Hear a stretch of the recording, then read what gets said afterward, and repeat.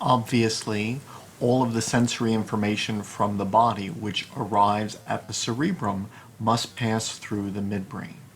And so touch information, which travels up the posterior column synapses in the medulla, and then travels through the midbrain through the medial lemniscus pathway, is one of those sensory pathways.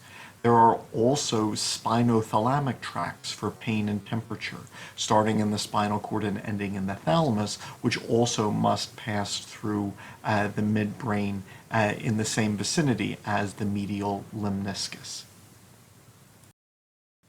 Messages must also be able to travel from the cerebrum to other parts of the brain and the body and pass through the midbrain, such as the corticospinal tracts traveling from the motor cortex to the body where they enable voluntary control over muscles.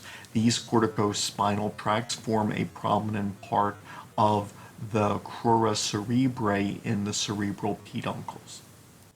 There are fibers which link the various lobes of the cerebrum to the pons, and so therefore there are a variety of fibers such as frontopontine fibers linking the frontal lobe and the pons, occipitopontine fibers linking the occipital lobe and the pons, etc.